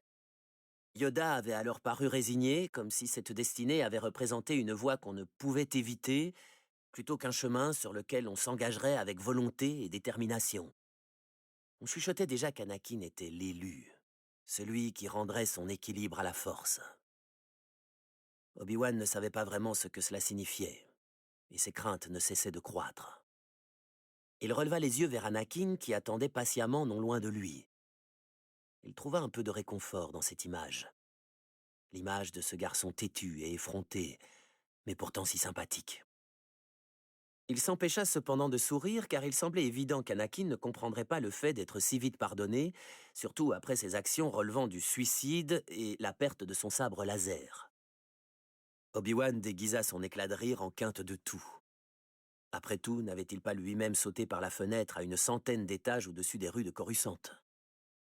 Le maître Jedi fit un signe à son élève et ils entrèrent tous deux dans le casino. Humains et non-humains allaient et venaient dans l'atmosphère enfumée, sirotant des boissons de toutes les couleurs, tirant des bouffées de pipes exotiques bourrées de plantes qu'il était tout autant. La plupart des tuniques que portaient les clients présentaient des déformations qui attestaient de la présence d'une arme cachée. Regardant tout autour d'eux, les deux Jedi comprirent que tous les individus à proximité représentaient une menace potentielle. « Pourquoi est-ce que je ne m'arrête pas de penser que tu causeras ma mort un jour, hein ?» commenta Obi-Wan dans le brouhaha. « Ne dites pas ça, maître, » répondit Anakin soudain très sérieux. L'intensité de son ton surprit Obi-Wan. « Pour moi, vous êtes ce qui ressemblerait le plus à un père. Je vous aime, et je ne veux vous causer aucun mal. Alors pourquoi ne m'écoutes-tu jamais ?»« Je vous écouterai dorénavant, maître, » dit Anakin très sincère. « Je vais m'améliorer, je vous le promets. » Obi-Wan hocha la tête et embrassa la salle du regard. « Tu vois notre homme ? Je pense que c'est une femme plutôt. » « Alors sois encore plus prudent, » grogna Obi-Wan. « En plus, je crois que c'est une changeante. ajouta Anakin. Obi-Wan fit un signe de tête en direction de la foule. Va à sa recherche, dit-il avant de partir dans la direction opposée. Où allez-vous, maître? Me chercher un verre, se contenta de répondre Obi-Wan. Anakin cligna plusieurs fois des yeux sous le coup de la surprise en regardant son maître se diriger vers le bar. Il voulut lui emboîter le pas, en savoir un peu plus. Mais il se rappela qu'il venait déjà de se faire sévèrement réprimander et qu'il avait promis à son maître de faire des efforts. Il tourna donc les talons et se mêla à la foule, tentant de conserver son calme à la vue de tous ces visages qui l'inspectaient, certains avec suspicion, d'autres avec une évidente hostilité. Depuis le comptoir, Obi-Wan observait son élève du coin de l'œil. Il fit signe au serveur. On posa un verre devant lui qu'on remplit prestement d'un liquide ambré. « Tu veux des bâtons de la mort ?» demanda une voix gutturale à ses côtés. Obi-Wan ne prit même pas la peine de se tourner pour observer le personnage qui venait de lui adresser la parole. Celui-ci portait une épaisse tignasse de cheveux noirs, d'où dépassaient 2 antennes en spirale, pareilles à des cornes tire-bouchonnées. « Personne dans ce coin n'a de meilleurs bâtons de la mort que le gars Elan Slisbagano », ajouta le bandit en affichant un sourire parfaitement machiavélique. « Tu ne veux pas me vendre de bâtons de la mort ?» dit très froidement le Jedi, agitant très légèrement ses doigts, ajoutant tout le poids de la force au son de sa voix. « Je ne veux pas te vendre de bâtons de la mort, » répéta obéissant Elan Slisbagano. Le Jedi agita ses doigts encore une fois. « Tu veux rentrer chez toi et envisager un changement de carrière. »« Je veux rentrer chez moi et envisager un changement de carrière, » acquiesça Elan. Sur ce, il fit volte-face et quitta l'établissement. Obi-Wan termina son verre et fit signe au barman de le resservir. À quelques mètres de là, Anakin, marchant dans la foule, continuait son inspection. D'après lui, quelque chose n'allait pas. Mais comment pouvait-il en être autrement dans un endroit aussi sordide? Pourtant, la sensation planait tout autour de lui. Une impression maléfique en expansion continue, dépassant largement le niveau auquel on pouvait s'attendre dans un lieu pareil. Il ne vit pas réellement le pistolet blaster jaillir de son étui. Il ne le vit pas non plus se lever en direction du dos d'Obi-Wan qui ne se doutait de rien. Mais il le sentit. Anakin se retourna prestement pour voir son maître se retourner lui aussi, sabre laser activé, dans un mouvement aussi beau que gracieux, exemple d'équilibre parfait. Le Padawan eut l'impression que tout se passait au ralenti. Bien entendu, Obi-Wan était en train de se mouvoir à une vitesse proprement effarante et avec une précision redoutable. Sa lame, bleue comme celle d'Anakin, exécuta une boucle verticale très rapide, puis une deuxième permettant à Kenobi de se rapprocher à chaque fois un peu plus de son agresseur. L'assassin en puissance poussa un cri d'agonie. Obi-Wan constata qu'il s'agissait effectivement d'une femme, à présent qu'elle avait ôté son casque, en voyant son avant-bras et sa main, qui tenaient fermement le blaster, se détacher de son coude et choir sur le sol. La salle tout entière céda à la panique. Anakin se précipita pour rejoindre Obi-Wan. Les clients du club se bousculèrent pour tenter de fuir. « On se calme !» tonna Anakin, levant les mains en l'air, imprégnant sa voix de toute la puissance de persuasion de la force. « Mission officielle. Retournez à vos tables. » Graduellement, très graduellement, le club retrouva son atmosphère habituelle et les conversations reprirent comme si rien ne s'était passé. Obi-Wan, imperturbable, fit signe à Anakin de venir l'aider. Ensemble, ils emmenèrent l'assassin à l'extérieur. Ils la déposèrent doucement sur le sol, et elle reprit conscience au moment où Obi-Wan s'apprêtait à s'occuper de son bras blessé. Elle poussa un grognement sauvage et fut parcourue d'un frisson de douleur tout en regardant avec haine les 2 Jedi. « Connaissez-vous celle que vous avez essayé de tuer ?» lui demanda Obi-Wan. « Oui, la sénatrice de Naboo », dit Zam Wesell tout à trac comme si elle s'en moquait. « Qui vous a engagé ?»« C'était juste un contrat comme un autre, » répondit-elle en le foudroyant du regard. « Répondez-nous !» exigea Anakin faisant un pas en avant pour appuyer son ton menaçant. La tueuse à gages ne broncha pas. « La sénatrice va mourir de toute façon, dit-elle. Moi disparu, les tentatives continueront. Il y a des tas de chasseurs de primes qui sont en train de faire la queue pour obtenir ce boulot. Et le suivant ne commettra probablement pas les mêmes erreurs que moi. En dépit de sa robuste constitution, elle termina sa phrase dans un grognement de douleur. Cette blessure a besoin de bien plus de soins que je ne peux en prodiguer ici, expliqua Obi-Wan visiblement inquiet à Anakin. Même si le jeune homme s'était quelque peu soucié de la santé de l'assassin, il fit tout pour ne pas le montrer. Laissant la colère affluer en lui, il s'approcha davantage. « Qui vous a engagé ?» demanda-t-il à nouveau. « Répondez, maintenant !» ajouta-t-il, appuyant ses propos avec tout le poids de la force. La puissance des paroles stupéfia Obi-Wan. Elle semblait émaner d'une zone qui dépassait de loin leur dévouement à mener cette mission à bien. La tueuse à gages continua de le dévisager, et puis ses lèvres se tordirent et elle commença à répondre. « C'est un autre chasseur de primes appelé... » Un léger sifflement. L'assassin fut prise d'une convulsion et poussa un râle. La seconde d'après, elle était morte. Son visage de femme se métamorphosa de façon grotesque, révélant alors l'aspect initial de sa vraie nature de Claudite.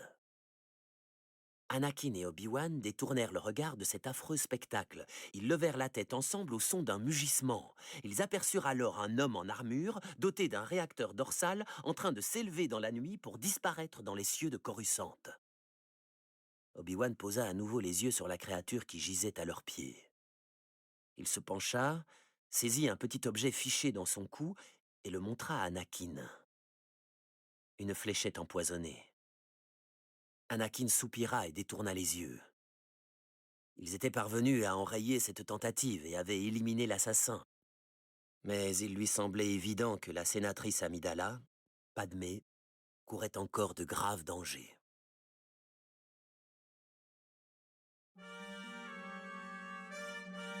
Chapitre 9.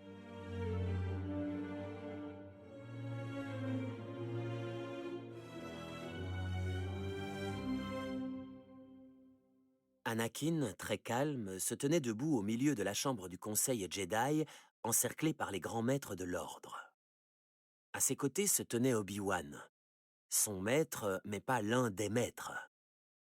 Obi-Wan, comme la plupart des 10 000 autres Jedi, était un chevalier.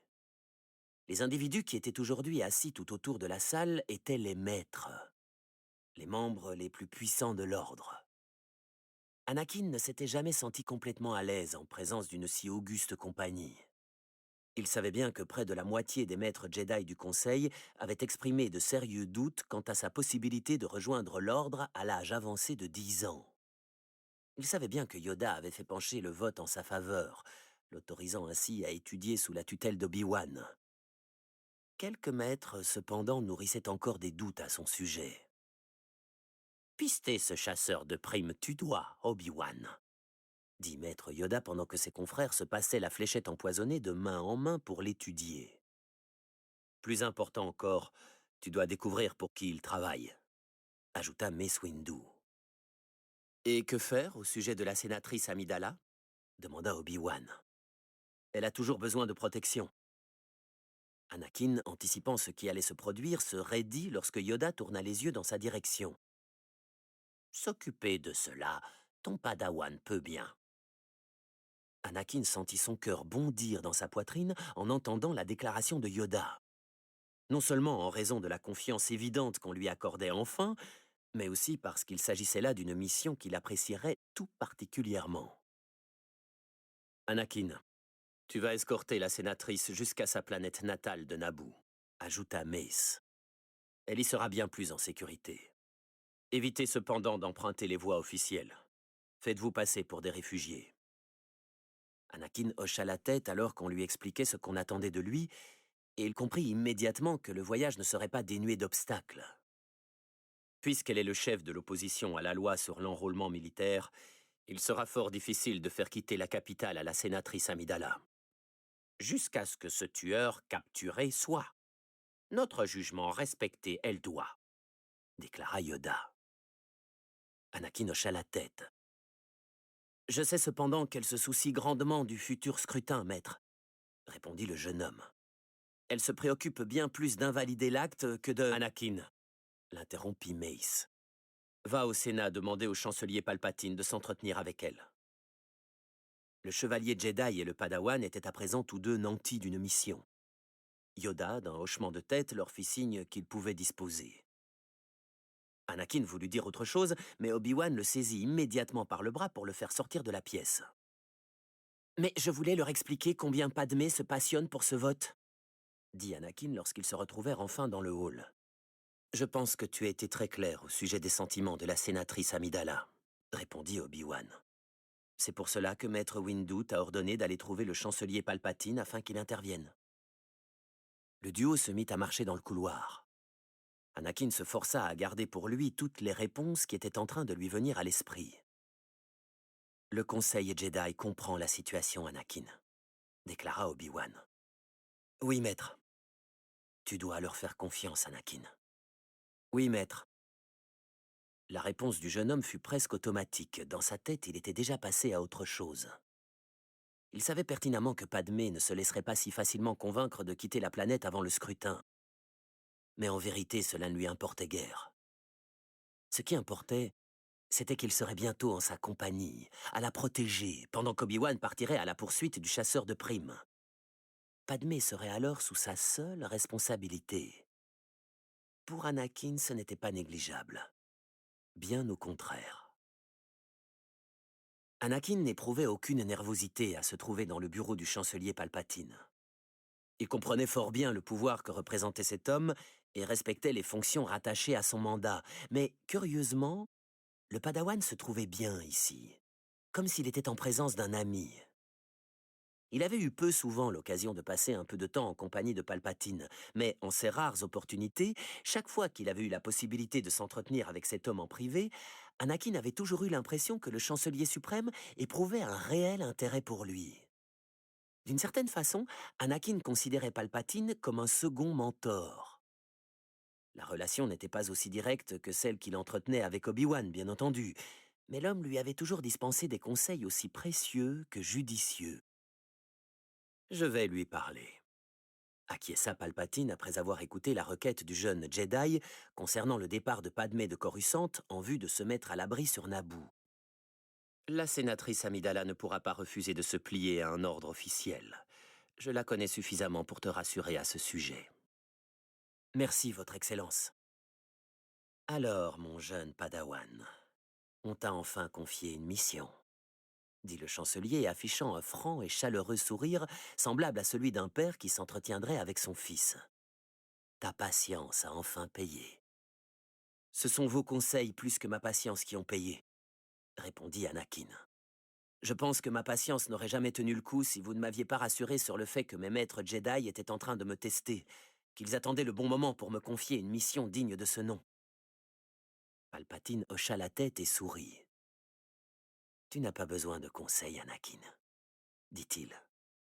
En temps et en heure, tu apprendras à faire confiance à ton instinct. Alors tu deviendras invincible. Je l'ai déjà dit et je le redis encore. Tu es le Jedi le plus doué que j'ai jamais rencontré.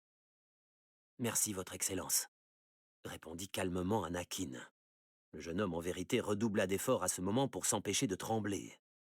Entendre un tel compliment de la bouche de Palpatine, le chancelier suprême de la République, était une expérience sans équivalent. Palpatine était un homme accompli, bien plus accompli encore que quiconque dans toute la galaxie. Il n'était ni le subalterne de Yoda, ni celui de Windu. Anakin comprit qu'un homme comme Palpatine ne formulerait pas de tels compliments s'il n'était pas sincère. « Je te vois même devenir le plus grand de tous les Jedi, Anakin, » continua Palpatine. « Plus puissant même que Maître Yoda. » Le Padawan espéra que ses jambes ne se déroberaient pas sous lui. Il avait un peu de mal à croire ces paroles, mais pourtant quelque chose dans son esprit était persuadé de leur véracité. La puissance bouillonnait en lui. C'était un pouvoir qui dépassait toutes les limites que les Jedi lui avaient imposées, qui dépassait également celles qu'ils s'étaient eux-mêmes imposées. Anakin le sentait bien.